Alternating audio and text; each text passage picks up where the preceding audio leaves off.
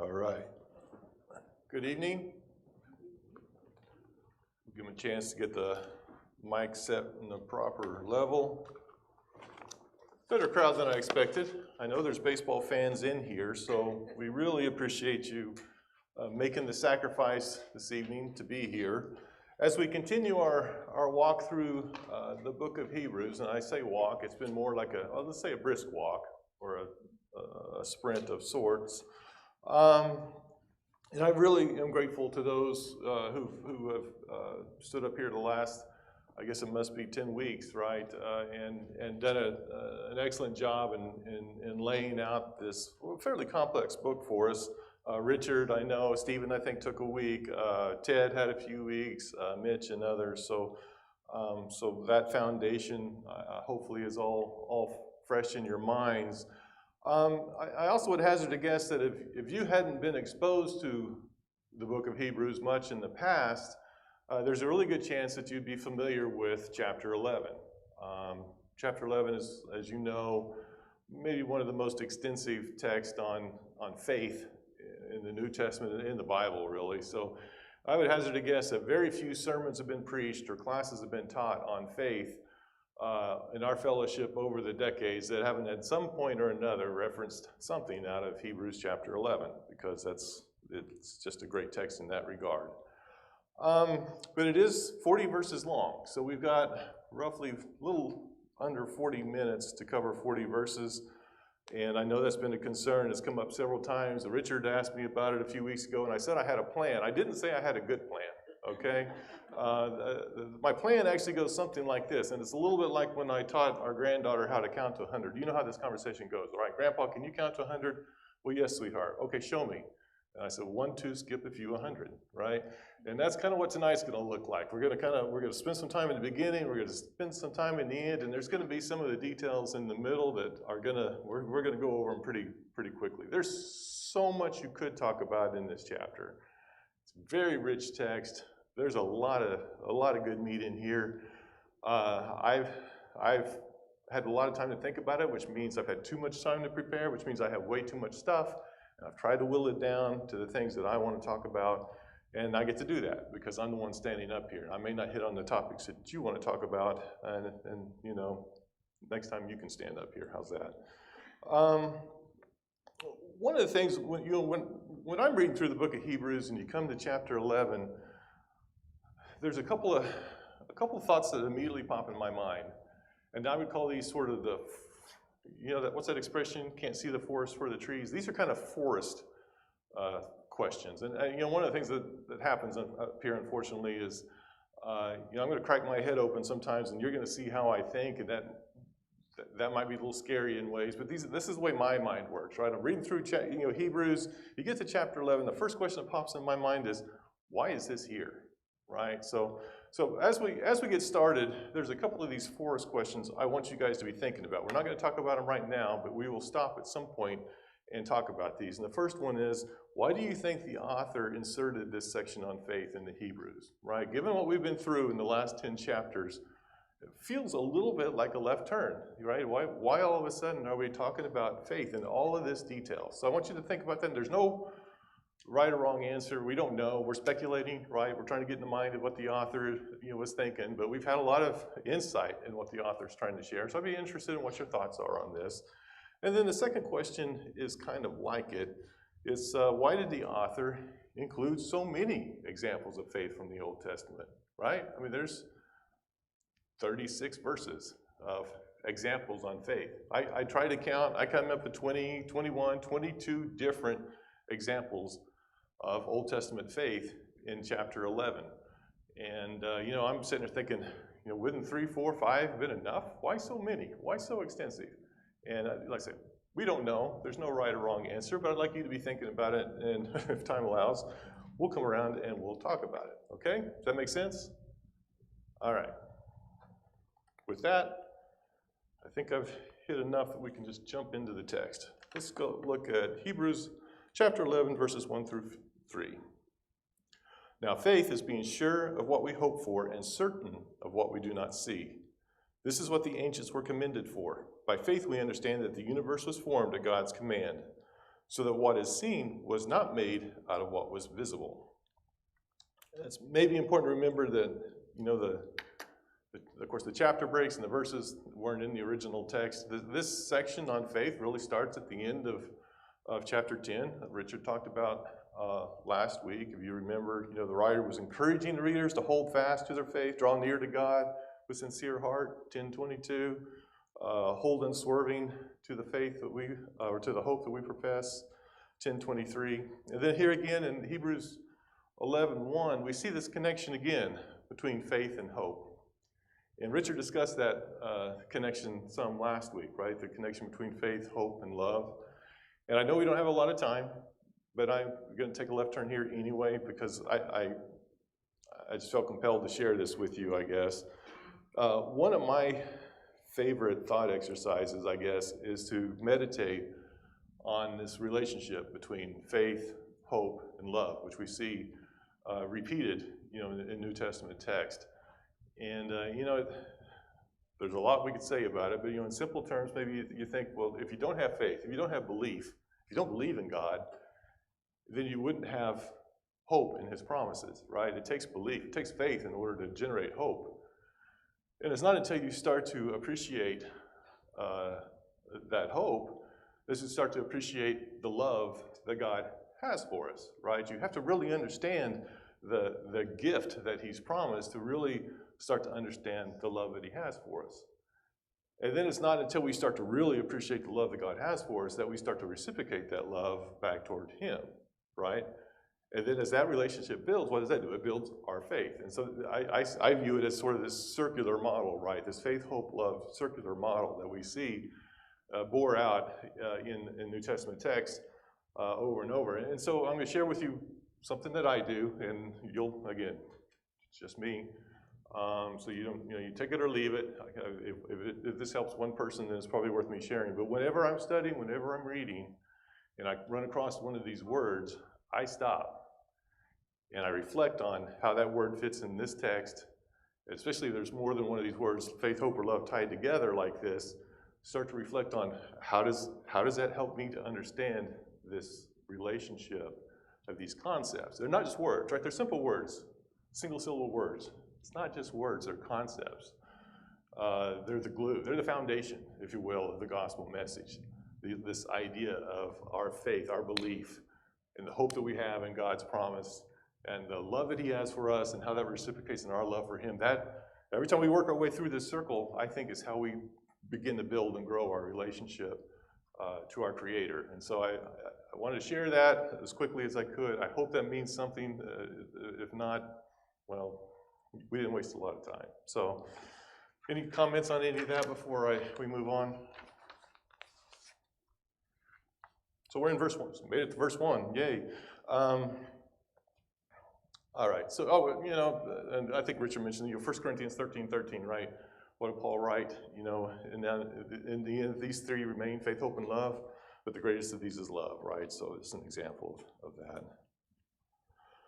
Verse 2, this idea of what the ancients were commended for, I think that's just pointing to this list of Old Testament examples we're going to get into.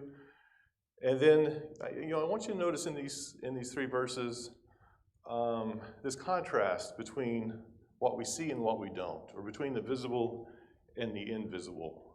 The writer points out that creation itself is an exercise in faith. None of us witnessed the creation, right? None of us were there firsthand. None of us got to see it. We see the results of creation, and because of that, we have faith that creation happened, right? But it does take faith. It must, right? Because we share this planet with a lot of people who don't believe that everything we see came from creation. They think it came from some other natural phenomena, right? So I think the author is saying right away, right? From the very beginning of time, this idea of faith existed, right? This idea of believing in what we can't see has existed. So with that background, let's go ahead and look at this first kind of high-level question. So why is this section here? What do you guys think? Any ideas? We've been chugging along here.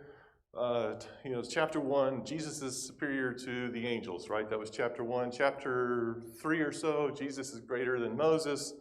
Chapter 4 starts this conversation on Jesus as our great high priest. Somewhere, chapters 9 and 10, we start talking about how the blood of Christ is vastly superior to the blood of bulls and goats. So it's all been about the new covenant.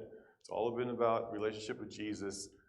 And then, bang, let's talk about faith and stuff we can't see. What do you think? Any thoughts? I think they needed it. Okay, Margaret says they needed it. Jack? Now, in Greek, the word that's translated faith could also be translated trust. Okay. Okay, and I think that's, I know this is, I've said this before, and people get tired of hearing me say it again, but it's really a difference between I think this is true, Yep. and I'm going to trust this. Okay. The world would like us to think, to trust that they're right, and that Right. the universe came into existence as a result of some set of physical law. The fundamental flaw of that is where the laws come from. Right. If nothing existed before, you didn't need it. So where did they come from? So it's a matter of what is it that you trust in. Okay, good. Jackson. All of the things that he Margaret. did, all the things that he had been saying to them so far, they could not see. So, no, you can't see these things. You have to have the faith, the trust to know that, yes, this is the truth. And all the other people before you that you love and revere and trust, they had faith. Yes. Now you need to have faith so we can all go forward. Awesome. I hope you could hear what Margaret was saying, because her thoughts were aligned with mine, and Jack's comments were excellent also, because I really sort of glossed over the reality that faith is more than belief, right? Faith, Jack's using the word trust. You know, and what was it, verse 1, confidence, right? It was how the writer put it out there.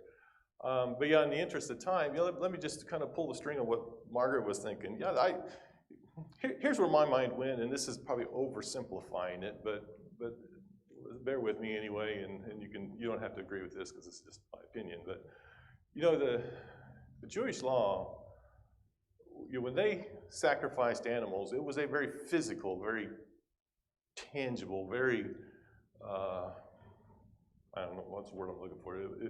It was real. They could touch it, more than touch it, right? I mean, we talked about in here in the past, the sheer number of animal sacrifices, right? So there would have been, besides visual, you would have heard it, you would have smelled it. They burned the fat, you would have tasted it, right? This was an assault to the senses, right? When they went to the temple to offer their sacrifice, it was a very physical event. And now they're being asked to worship in spirit and truth, right? And so this idea of faith, now you need faith in the things that you can't see. And then he's going to go and tell us all of these examples of people from the past that have exercised this faith in things they couldn't see. So this isn't something new, I think is what the writer's saying. This is something that's all of your heroes in the past have been demonstrating this kind of faith in the past. It's not just, worship isn't just bringing your animal to the altar, right? Worship is living in obedience through your faith. And he's going to give all these examples of people who did that. Does that make sense? Does that resonate at all? Okay. Hey, Kevin. Yeah. If you look at the context of everything that he's written, obviously he is given an audience who's we're kind of struggling with falling back to what they know.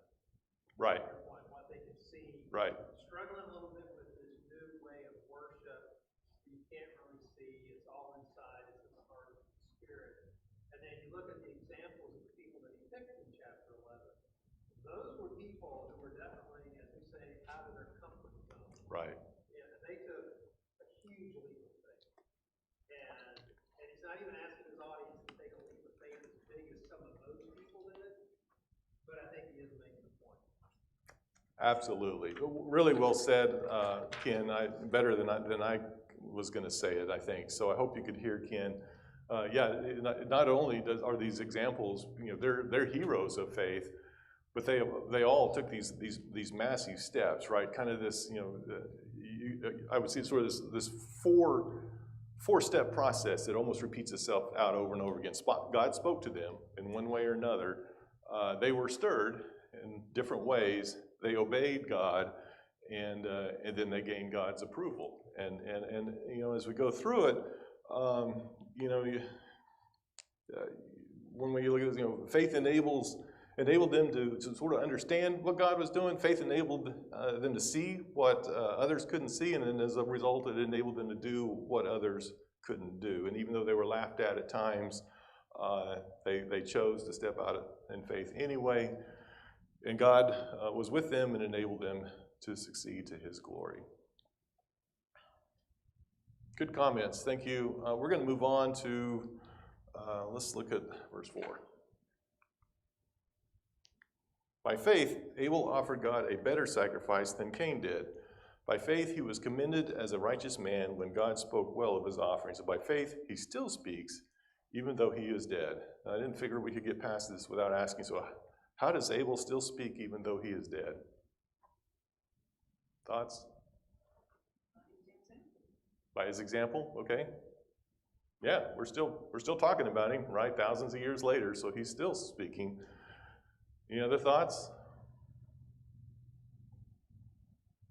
Did anybody's mind jump here? You remember the account in verse 10? The Lord said, "What is it you've done? Listen, your brother's blood cries out to me from the ground."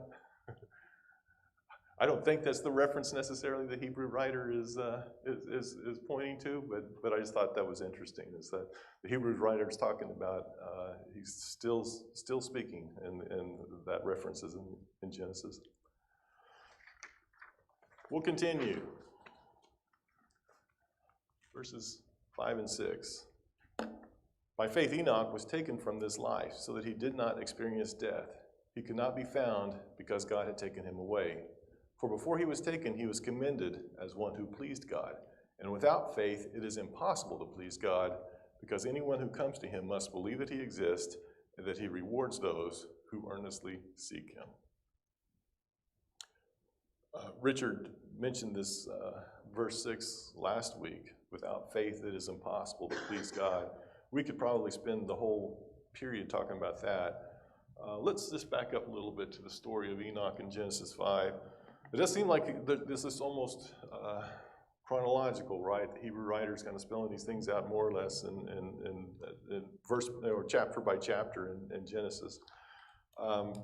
Genesis 5, starting verse 21, when Enoch had lived 65 years, he became the father of Methuselah, and after he became the father of Methuselah, Enoch walked with God 300 years and had other sons and daughters. Altogether, Enoch lived 365 years. Enoch walked with God, then he was no more because God took him away. So it says Enoch walked with God 300 years. I'm not sure about the first 65 years, but I'm going to guess probably. The reference isn't intended to be exclusive, I don't think. And then it basically, I think what the Hebrew writer is saying that that God was pleased with Enoch. Enoch must have had faith, because without faith it would be impossible to please God. And it's like I say, it's sort of a simple, but it's also profound, right? That it's impossible to please God without faith. Our actions alone won't do it. Good deeds won't do it, right? God's looking for that trust factor.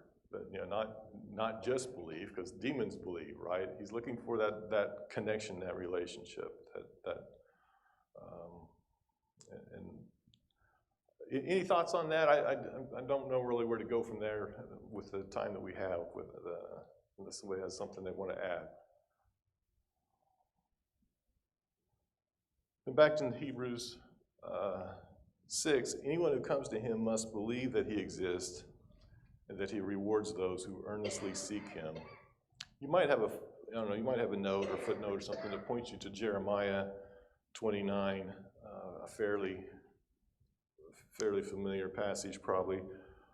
God speaking through Jeremiah to the exiles at the time, but for I know the plans I have for you, declares the Lord, plans to prosper you and not to harm you, plans to give you hope and a future. Then you will call upon me and come and pray to me, and I will listen to you. You will seek me and find me when you seek me with all your heart.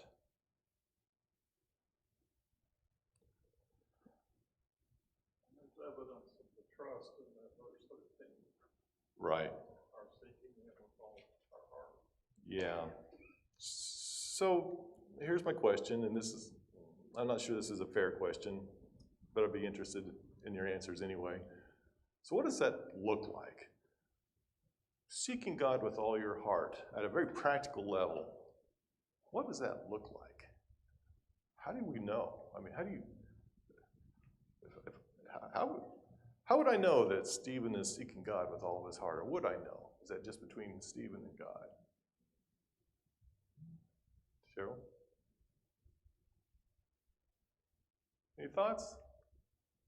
He's here worshiping the Lord tonight instead of watching the ball game. Okay, I was going to get to that because that is a good tangible example, right? I suppose of where your priorities are. Is you've decided to come here and do this instead of watching the Rangers. All these examples in Hebrews 11 are about the choices people made with their lives. Yeah. Undoubtedly, they sinned, but they made course corrections because they trusted that what God told them was true. Absolutely, yeah.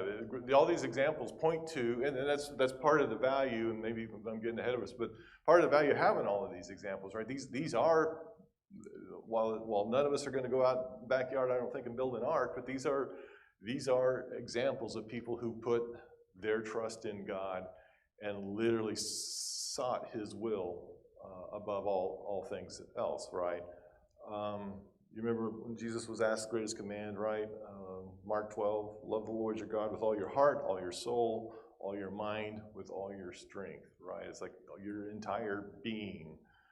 As I was reflecting on this, it's like, well, then if that were true, it seems like God would be the first thought you'd probably have in the morning and the last thought you'd have before you went to sleep at night, right? If your whole being was about living for God, then that level of attention in your mind would seem to be appropriate, right? So, yes, ma'am.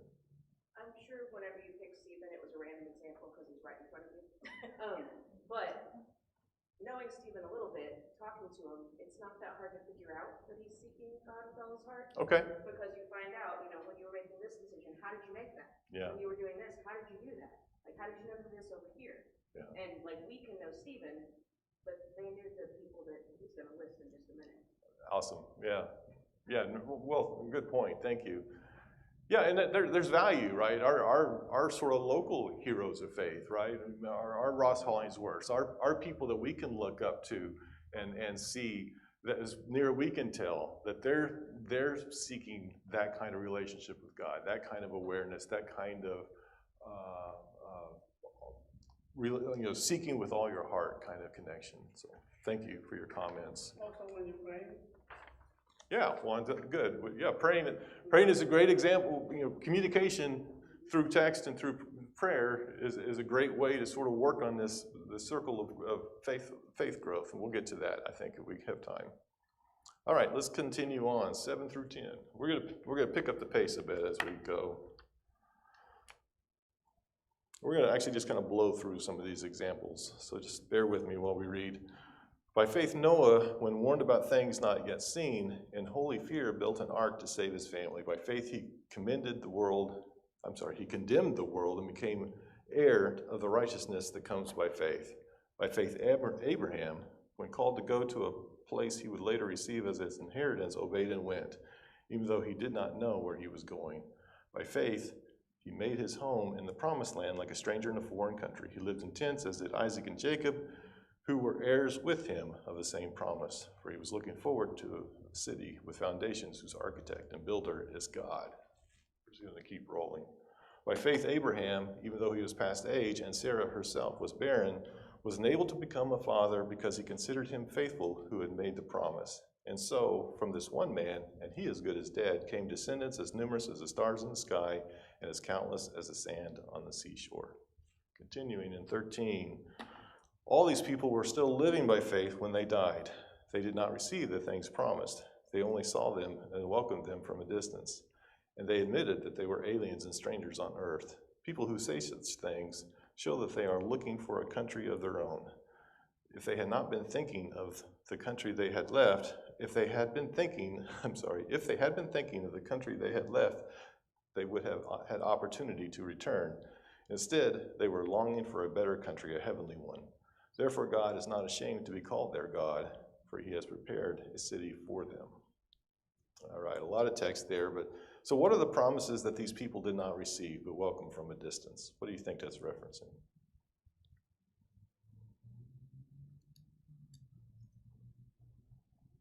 I mean, Abraham was promised what his descendants would be as numerous as the sands on the seashore. He didn't see it, right? It was a promise that he didn't see. What else? He didn't really see the nation settling in the promised land, right? He was given that promise. He believed it, but he didn't see it. And I think, the promise of Jesus, the coming of the Messiah was something that some of these men and women had insight to, but they didn't see it come.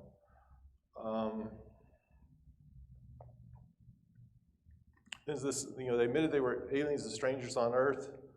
It says people that say such things show that they are looking for a country of their own. As far as we know, Abraham never had a desire to go back to Mesopotamia, right? He could have gone back, I suppose, if he wanted to. He could have turned his back on God's promises, but he didn't. And similarly, I think maybe this connection here, all that text on the country and all of that, I think maybe the Hebrew writer is saying, listen, the readers of this book, the Hebrew readers, you're tempted to go back to where you came from, right? You're tempted to go back into Judaism. He's trying to best convince them to stay true to their new way of faith, and that there's a better country waiting on them, right, through Christ, his kingdom, his calling. And God, will be pleased with you if you are faithful and planning, and he's planning on your presence in his kingdom. How are we doing? Everybody with me? Anybody got the score? All right. 17. By faith, Abraham, when God tested him, offered Isaac as a sacrifice. He who had received the promises was about to sacrifice his one and only son, even though God had said to him, "It is through Isaac that your offspring will be reckoned." Abraham reasoned that God could raise the dead, and figuratively speaking, he did receive Isaac back from the dead. I wish we had more time to park on some of these. 20 through 22, by faith Isaac blessed Jacob and Esau in regard to their future. By faith Jacob, when he was dying, blessed each of Joseph's sons and worshipped as he leaned on top of his staff. By faith Joseph, when his end was near, spoke about the exodus of the Israelites from Egypt and gave instructions about his bones. We're closing in on this. By faith, Moses' parents hid him for 3 months after he was born because they saw he was no ordinary child. And they were not afraid of the king's edict. By faith, Moses, when he had grown up, refused to be known as the son of Pharaoh's daughter. He chose to be mistreated along with the people of God rather than enjoy the pleasures of sin for a short time. He regarded disgrace for the sake of Christ as of greater value than the treasures of Egypt because he was looking ahead to his reward. By faith, he left Egypt, not fearing the king's anger. He persevered because he saw him who is invisible. By faith he kept the Passover and the sprinkling of blood, so that the destroyer of the firstborn would not touch the firstborn of Israel. One more section, and we'll stop for a bit. By faith the people passed through the Red Sea as on dry land, but when the Egyptians tried to do so, they were drowned. By faith the walls of Jericho fell after the people had marched around them for 7 days. By faith, the prostitute Rahab, because she welcomed the spies, was not killed with those who were disobedient. So there's probably a lot of things we could talk about here that connects these. Well, anything specific stand out to you about all these examples of faith? There's a lot of action. Yeah. And, a lot of it's kind of strange. Right, okay. It flies in the face of what else is going on around them. Yeah, these are acts of faith, right? Acts of obedience, I guess. They're visible acts of obedience. You know, faith might be belief in something that's invisible, but that doesn't mean that faith itself is invisible. These people had faith and it was visible. You can look back and see their lives and visualize. They did things, right? And that's how we saw their faith. And you know, it reminds me, I guess, James, right? James 2. You know, someone will say, you have faith, I have deeds. Show me your faith without deeds, and I'll show you my faith by what I do. You believe that there's one God, good. Even the demons believe that and shudder. You know, Jesus, you know, talked about, you know, good trees bear good fruit, bad trees bear bad fruit. You know, and a good tree can't bear bad fruit can't bear good fruit. You can recognize, recognize people by the fruit that they bear. He was talking about, you know, in context, he was talking about false prophets, I think. But the reality is these people had visible faith. And then this gets me to the question, how do people see our faith in us? And we kind of already danced around this because I got a little out of order there. But how do people see our faith? What are the things that we do? Like I said, I don't think any of us are building an ark in our backyard. How many months of Fort Patriots do you have in your garage? I'm sorry, how many what? How many months worth of Fort Patriots meal do you have in your garage? Oh, yeah, none. I mean, Richard said what was on my mind, right? I mean, I think, you know, we choose to be here. That's something that's visible, right? I can look out and see all of you who have made a choice to be here tonight. Some of you are no doubt don't care about baseball, but some of you I know do very much, right? So your being here is an encouragement to me, and an example, I think, of your desire to walk in obedience, and that's goodness. What else?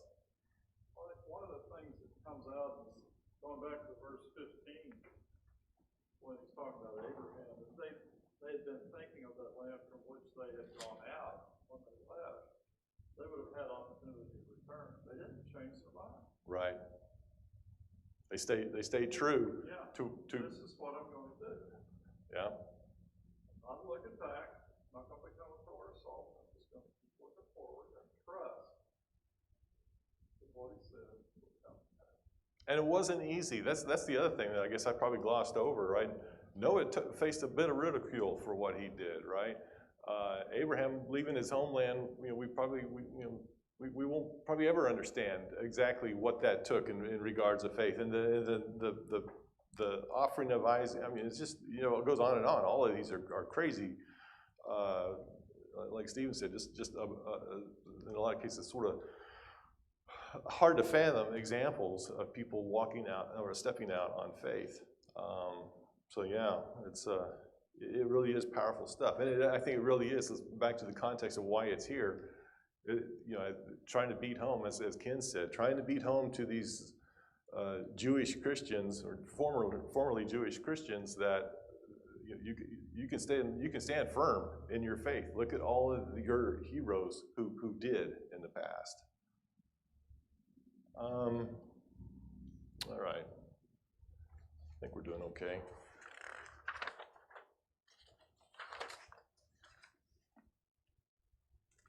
A long reading, kind of sweep up all of these other wonderful examples. What more shall I say?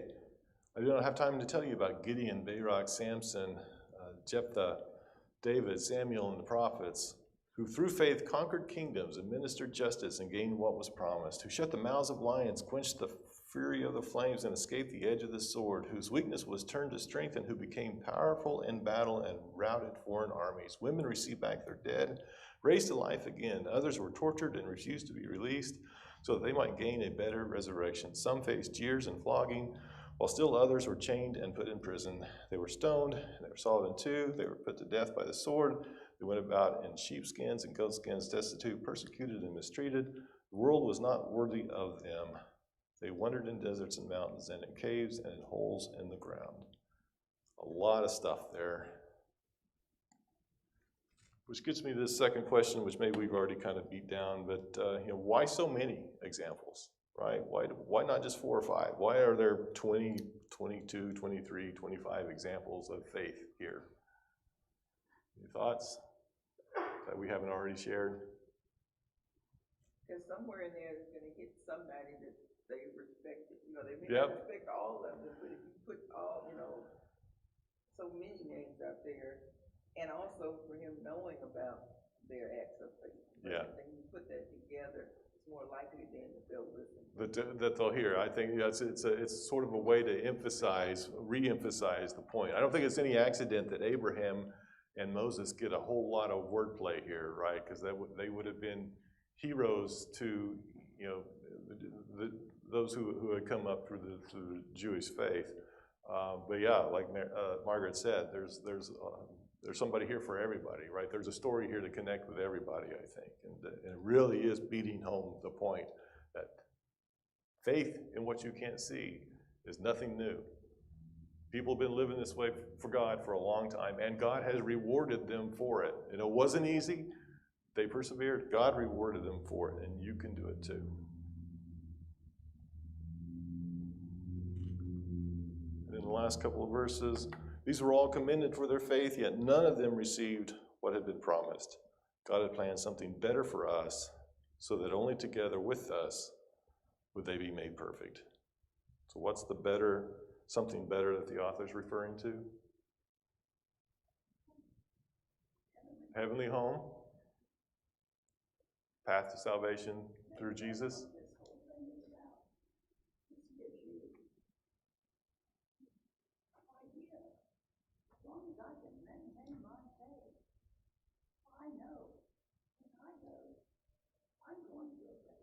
Awesome, Joyce, thank you. Yeah. Joyce said, as long as you maintain her faith, when she goes, she's going to a better place. True words. Yeah. It must have been pretty incredible to the Hebrews, to the Jewish people. These were their heroes. These were the amazing acts that these people did. Right. And to be included, that we will be with them.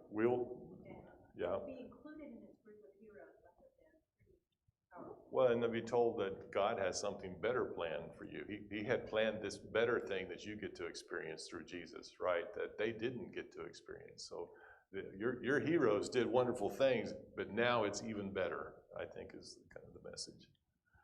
Kevin, I think it's even not just the heroes. The one that always, I don't know why, that stands out to me in this list is Rahab. Yeah.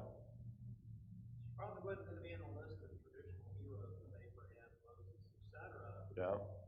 But the Hebrew writer includes her as an example of what, this was somebody who did step out on faith. You might not always think of her, but she did step out on faith. At Awesome. the risk of herself and her family. Yeah. And she put her faith in God that He would protect her. Good. Thank you, Ken. Well, we're right at time. Let's see if I got anything here to wrap us up that makes any sense. But maybe how about we just go to the Father briefly, and then we'll be dismissed. God, we are grateful to be in your family, that you've made it possible for us to have a relationship with you through Jesus. We're thankful for the fellowship that we have with one another, for the examples of faith that are in this room, and the many that have preceded those that are in this room, that we can lean on as examples here as we strive to be more like Jesus. Just ask that you'll be with us this week. Help us to seek you with all of our heart. Help us to wake up with you on our mind, and help us to go to bed trusting in the promises that you have for us. We pray these things in the name of Jesus.